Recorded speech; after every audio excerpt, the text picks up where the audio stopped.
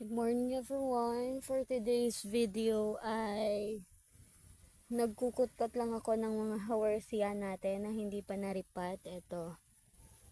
Ayan. As you can see, wala na siyang bottom leaves kasi yung ano lang sana yung kukuhanan ko, yung ayan o, yung zebra na var. Kaya lang napasipag Ayan. Wala na silang lower leaves. Ayan. Kasi eto na. Nandyan na. So, eto. Madami-dami. So, air dry lang po natin. At sa ngayon, pag-uusapan natin yung yung mga leaves na pwedeng ipropa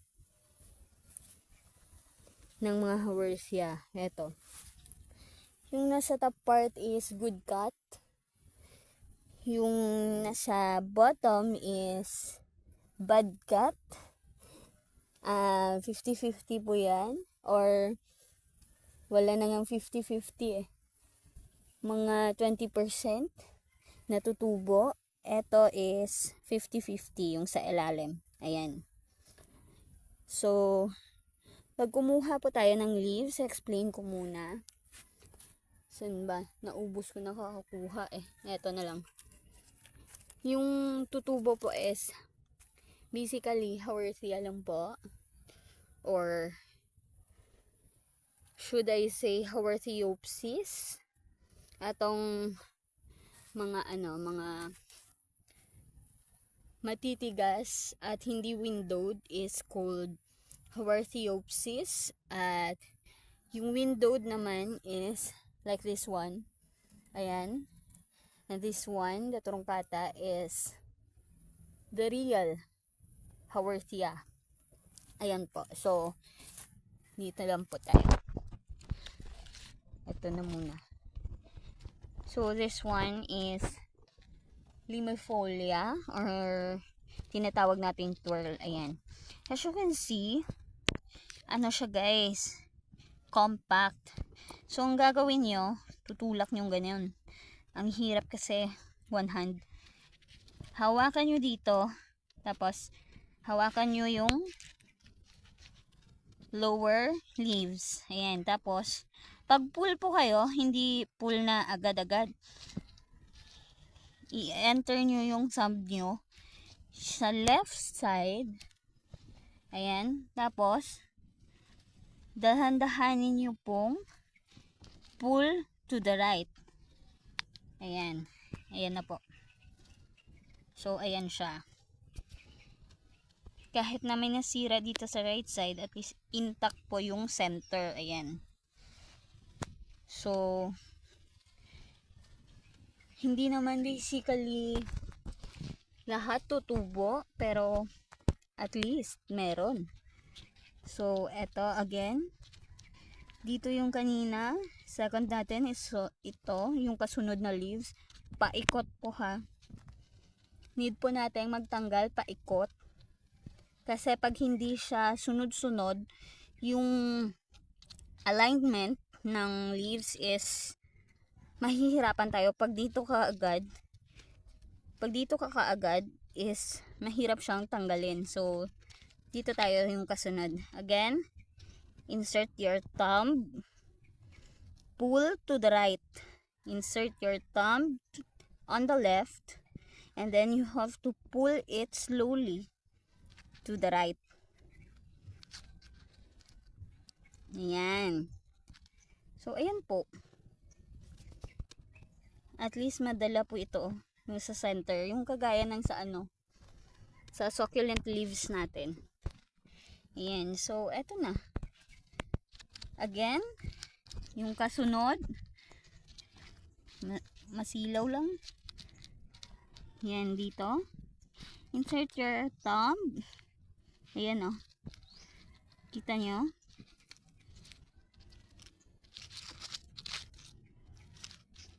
Ayan. Ganyan lang po. Mas magandang kumuha nito kapag dalawang kamay. Kasi nasasama yung right part So, ayan na. So, sinimulan ko na. Tatapusin ko na lang. Insert thumb to the left, pull to the right.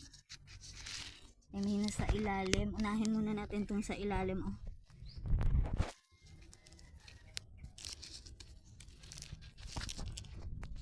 So, diba? Hirap. Ayan. Yung sa ilalim yung inuna natin. Bumalik tayo dito. Ayan. So, ayan. Hindi siya perfect cut. Pero okay na rin. Hindi ko siya makunan kasi nakaangat na oh. Ito nga yung isa. Etong mga iba, wala na po talaga. Lahat po yan sila. Ayan, yung ito lang yung maliit, yung wala. Ito yung maliit, meron, nakuhanan ko. So, ayan lang po. Wait.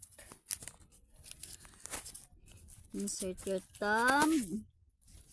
May mahihilo na po sa anong ito. Sa videong ito. So, ayan po. Madali lang siya. Basta may kasama lang po ano dyan. Kasi yung pagtubo niya po, yung pagtubo ng Haworthia on leaves is hindi siya talagang sa center. At least may makuha po kayong tip na ganyan oh. Hindi makita. Yan. Kasi yung iba dito tumutubo sa gilid, minsan sa gitna. Basta may ano lang po. May dulo lang ganun. Ayan. So okay na yan. Kasi mahirap po siya. So ipapakita ko na lang po yung mga nauna kong ano. Yung mga nauna kong na propa. Pero yung eto lang po, yung limifolia kasi meron tayong limifolia doon na natira sa ating collection. So that's it po. Thank you for watching. Insert ko na lang dito yung clip pag may tumubo na kasi for now rooting pa lang po sila. Ayan. Thank you po. I-explain ko po pala yung ano, yung leaves, nakalimutan ko. Eto, good cut. Eto yung pinaka good. As you can see, yung leaves ng ating ano, ating Haworthia is nakapalibot siya sa kanyang stem. Stem ba? Basta ganun. Nakapalibot siya.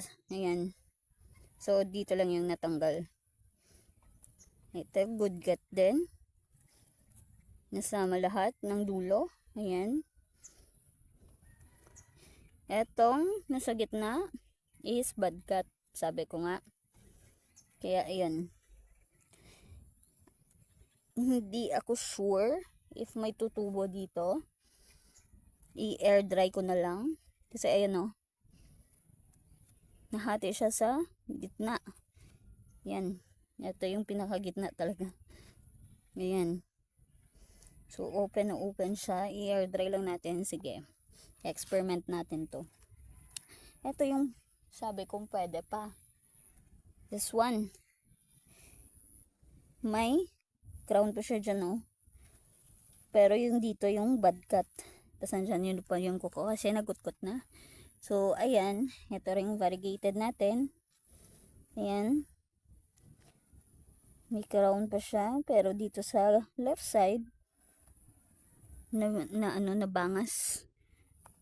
So, ayun lang po. Sandamakmak po.